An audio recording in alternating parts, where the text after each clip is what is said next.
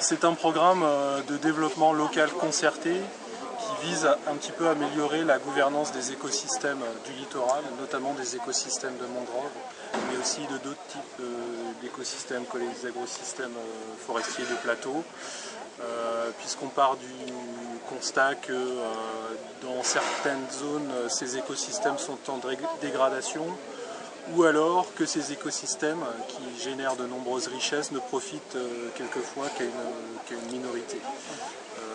L'autre élément de diagnostic qui fait qu'on a monté ce programme, c'est qu'il y a de plus en plus de conflits autour de l'accès aux ressources, notamment des ressources halieutiques, mais aussi des ressources ligneuses.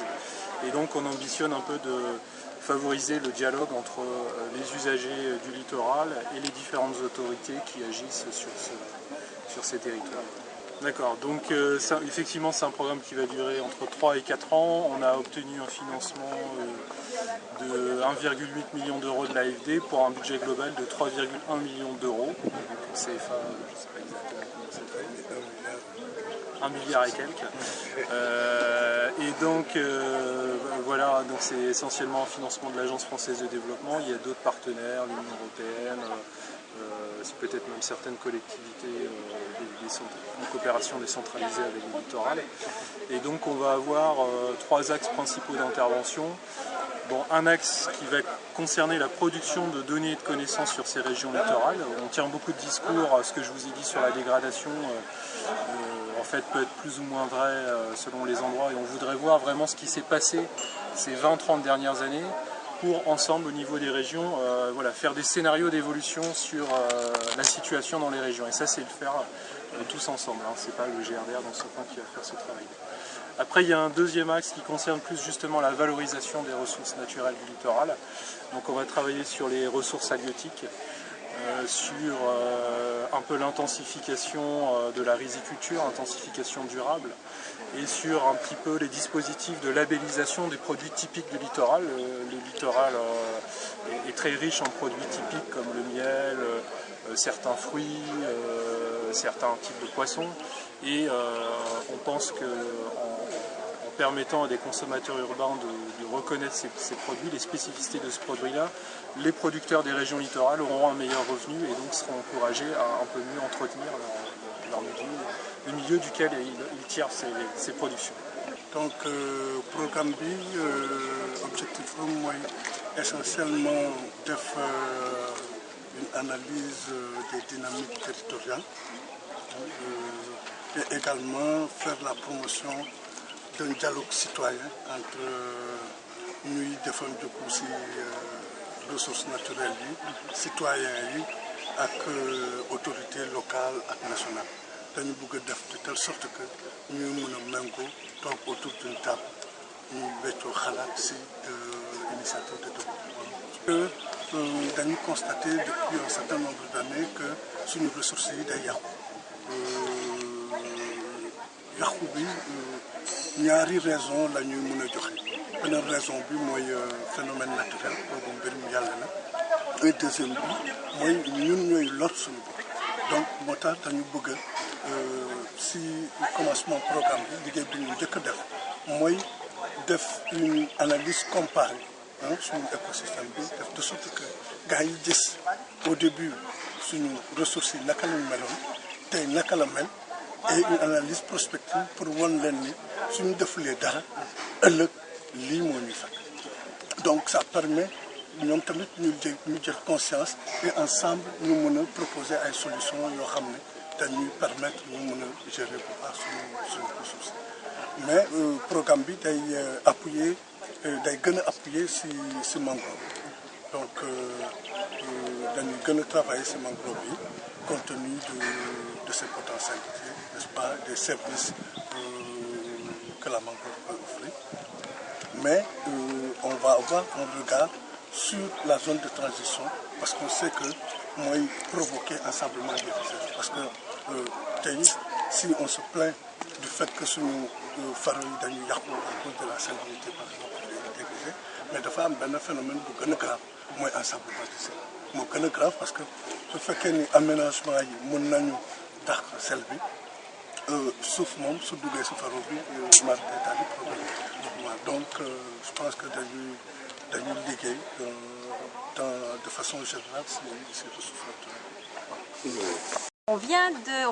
On a créé un nouvel instrument de coopération et de partenariat qui s'appelle les laboratoires mixtes internationaux, LMI. On en a créé un qui s'appelle PATEO, Patrimoine des territoires de l'eau, qui couvre tous les deltas transfrontaliers de la sous-région, dont le delta du fleuve Sénégal, delta Saloum-Nioumi et le bassin Casamance-Guéba.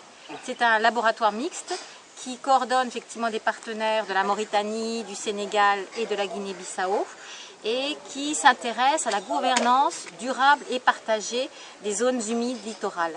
C'est une équipe surtout de sciences sociales et qui s'intéresse effectivement à l'évolution des usages, aux stratégies des communautés locales face au changement climatique. Et ce programme spécifiquement sur le littoral sud est très important parce que ça va être donc une des actions phares de ce LMI où on souhaite, et c'est peut-être l'originalité, la spécificité de ce programme, vraiment avoir des interactions très fortes entre la science et la société. Moi, je vous ai dit, je suis de l'IRD, je suis chercheur, mais un des défis majeurs, c'est vraiment de faire dialoguer à la fois le monde scientifique et puis le monde aussi politique et le monde aussi des acteurs locaux, des communautés rurales, des exploitants, depuis la femme qui cueille des huîtres, les pêcheurs, les riziculteurs, pour mieux comprendre et appréhender effectivement leurs problèmes. Et puis nous, par la connaissance qu'on va accumuler, grâce à eux aussi, pouvoir les aider à répondre de façon durable et équitable aux grands enjeux de notre société actuellement. Quand on parle de grands enjeux actuels, parmi les grands enjeux, la sécurité alimentaire, je pense que de produire suffisamment de riz dans des bonnes conditions, relancer la riziculture de mangrove est un grand défi en Casamance, alors qu'il tient, le fait qu'elle se soit dégradée, ça tient énormément de facteurs, hein. Bien sûr à la salinisation des eaux et des sols, mais bien avant la période de la péjoration climatique des années 80, il y avait déjà un départ massif des jeunes hommes, qui sont ceux qui normalement entretiennent les digues, des jeunes femmes, qui sont celles qui normalement repiquent les rizières. Donc ce départ d'une main-d'œuvre très importante a contribué déjà à un recul de la riziculture de mangrove. Et quand je dis riziculture de mangrove, c'est très important parce que c'est pas simplement effectivement importer des techniques d'ailleurs, mais c'est de mieux valoriser les savoirs et les savoir-faire qui existent en Casamance.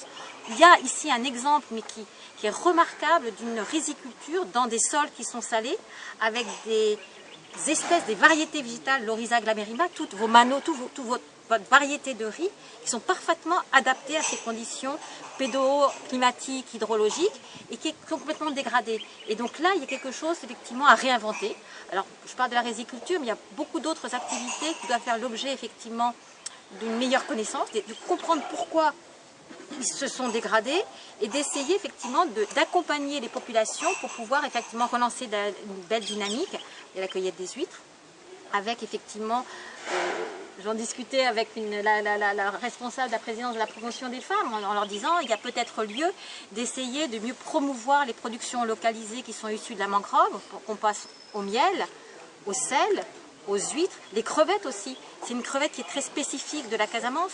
Donc c'est vrai qu'il serait intéressant de travailler sur ces produits de terroir qui permettent d'associer tout ce qu'on appelle les niveaux de la biodiversité. Alors, biodiversité, c'est un terme un peu compliqué, mais c'est à la fois la diversité biologique, diversité génétique, les variétés de riz, diversité des espèces, les crevettes, les mulets, les carpes.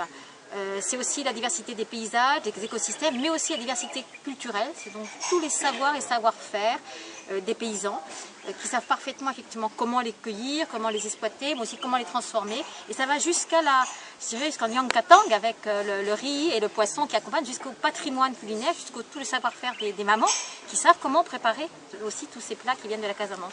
Donc moi, avec des compétences.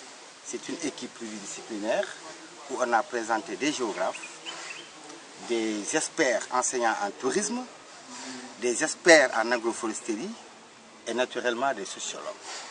On essaie de comprendre en termes de production autour de la mangrove quelles sont les choses essentielles qu'on peut tirer et évoluer vers un développement local, un développement partagé et concerté avec les populations autour de la Guinée-Bissau, la Casamance, enfin je veux dire Ziguinchor et la région de Sédhiou. Voilà en substance donc pour le cas de Sédhiou.